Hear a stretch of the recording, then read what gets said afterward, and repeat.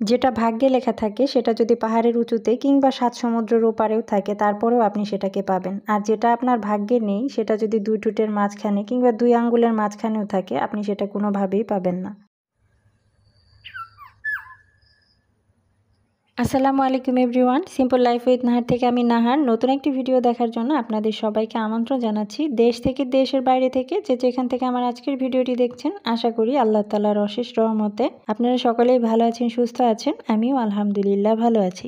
গ্রামে থাকার সবচেয়ে বড় একটা শান্তির ব্যাপার হলো এরকম একটা সুন্দর সকাল কাছ থেকে উপভোগ করা। ভোরের সূর্যের আলো এখনো ফুটেনি, পাখির মিষ্টি সুর, তার সাথে ঠান্ডা বাতাস, সারা রাতের বৃষ্টিতে ভেজা মাঠ, সব মিলিয়ে মনটা একেবারে সতেজ হয়ে গেল। সতেজ মনটাকে নিয়ে চলে এলাম সরাসরি রান্নাঘরে চলে এলাম বললেও ভুল হবে। মাঝখানে অনেকটা সময় আর শ্রম দুটি ব্যয় করে তারপরে ভিডিওটা রান্না করা থেকে শুরু করলাম। আজকে একজনকে দাওয়াত করেছি সকালে খাওয়াবো বলে, এজন্য রান্নাবান্না শুরু করেছি। আমরা গ্রামের মানুষ, আর গ্রামের মানুষেরা সবসময় সকালে হালকা নাস্তা করে না, বেশিরভাগ সময়ই দেখা যায় যে সকালবেলা ভাতই খাওয়া হয়। তো কাকে খাওয়াবো, কেন খাওয়াবো সেসব বিস্তারিত না হয় নাই বললাম।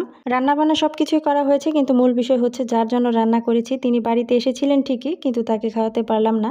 হয়তো তিনি শারীরিকভাবে অসুস্থ ছিলেন যার জন্য খেতে পারলেন না। এজন্যই বলে যেটা ভাগ্যে লেখা থাকে সেটা যদি পাহাড়ের উঁচুতেও থাকে তারপরে আপনি সেটা কোনো না কোনো ভাবে পেয়েই যাবেন। আর যেটা আপনার ভাগ্যে থাকবে না সেটা যদি 2 ঠোঁটের মাঝখানেও থাকে তাহলে আপনি সেটা কোনোভাবেই পাবেন না। যাই হোক, শাশুড়ি মাকে জিজ্ঞেস করেছিলাম কি কি রান্না করব, তো তিনি বললেন যে কড়া করে মাছ ভাজি করতে, সাথে বেগুন ভর্তা আর গরুর মাংস রান্না করতে। একজনকে দাওয়াত করে খাওয়ানো মানে অন্য যাই কিছু রান্না করি না কেন গরুর মাংস তো রান্না করতেই হবে। তো তিনি যেমনটা বলেছিলেন আমি ঠিক তেমনটাই করলাম। আমি মাছগুলোকে হলুদের গুঁড়ো, মরিচের গুঁড়ো, জিরা গুঁড়ো, ধনিয়া গুঁড়া আর লবণ, তার সাথে অল্প একটু পেঁয়াজ রসুন বাটা দিয়ে মাখিয়ে নিয়ে মাছগুলোকে ভাজতে, আর এদিকে গরুর মাংসটা আমি সব রকমের মশলা দিয়ে মাখিয়ে নিয়ে রান্না বসিয়ে দিলাম। মাংস থেকে অনেকটা পরিমাণ পানি বের হয়েছে। এই পানিটা যখন শুকিয়ে মাখো মাখো হয়ে গেছে তো ওই পর্যায়ে কড়াই তেলের মধ্যে কিছু ফোড়ন আর পেঁয়াজ কুচি দিয়ে পেঁয়াজটাকে বাদামি করে ভেজে নিয়ে আমি মাংসটাকে দিয়ে দিলাম। মাংস দিয়ে কিছুক্ষণ কষিয়ে নিলাম। ভালো করে কষানোর পর ফোটানো গরম পানি দিয়ে আরও কিছুক্ষণ রান্না করে নিলাম। এরপরে কিছু কাঁচামরিচ দিয়ে নামিয়ে নিলাম। যাকে খাওয়াবো বলে দাওয়াত করেছি তিনি অনেক কিছু খেতে পারেন না, যার জন্য আরও কিছু রান্না করার ইচ্ছে থাকা সত্ত্বেও রান্না করি নাই। আজকের মতো আলহামদুলিল্লাহ এইটুকুই ছিল রান্নার আয়োজন। বেগুন ভর্তা, কড়া কড়া মাছ ভাজা, গরম ভাত, সাথে গরুর মাংস রান্নাটা কি যে মজার হয়েছে খেতে, দেখলে এখনো মুখে পানি চলে আসে। যেমন দেখতে লোভনীয় লাগছে ঠিক তেমনি খেতেও খুবই মজার হয়েছে।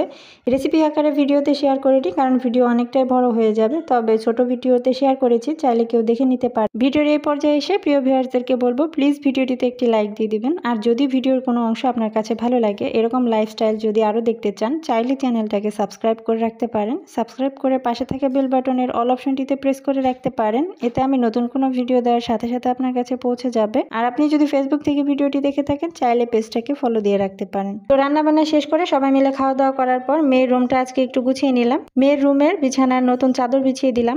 নামে রুমটা মেয়ের হলো, মেয়ে তো আর একা একা রুমে থাকতে পারে না, তো তার পরিবর্তে মেয়ের বাবাই রুমটাকে ব্যবহার করে। আর সেটা দেখলেই বুঝতে পারবেন মেয়ের বাবার সমস্ত কম্পিউটার এই রুমে রাখা, আর সে এখানে কাজ করে। দেখানোর মতো হয়তো খুব বেশি কিছু নাই রুমে, তবে যা আছে আলহামদুলিল্লাহ চলছে আর কি। তো যাই হোক, রুমটা গুছানোর পর বিকেলের দিকে আমি অফ ক্যামেরাতে বেশ কিছু পেঁয়াজ রসুন কেটে নিয়েছি। এতগুলো পেঁয়াজ রসুন কেটে নেওয়ার পেছনে একটাই কারণ, প্রতিদিন দেখা যায় যে ভর্তা ভাজি শাক রান্না করতে হয় আর বারবার পেঁয়াজ রসুন কাটতে হয়, এজন্য একটু বেশি করে কেটে নিলাম যাতে 5 থেকে 7 দিন অনায়াসেই চলে যায়। তো কুচানো পেঁয়াজ আর রসুনগুলো আমি বাটিতে করে নর্মাল ফ্রিজে রেখে দেবো। নর্মাল ফ্রিজে রাখলে 5 থেকে 7 দিন অনায়াসেই চলে যায়। তো পেঁয়াজগুলোকে আমি কুচি করে নিয়েছি আর কিছু রসুন আস্ত রেখে কিছু রসুন কুচিয়ে নিয়েছি। এখন এগুলোকে আলাদা আলাদা বাটিতে তুলে নিয়ে আমি ফ্রিজে রেখে দেবো। এই ছিল আমার আজকের ভিডিও। আপনাদের সবার সুস্বাস্থ্য কামনা করে আজকের মতো এখানেই বিদায় নিলাম। সবাই ভালো থাকবেন আর আমাদের জন্য দোয়া করবেন। আল্লাহ হাফিজ। আসসালামু আলাইকুম।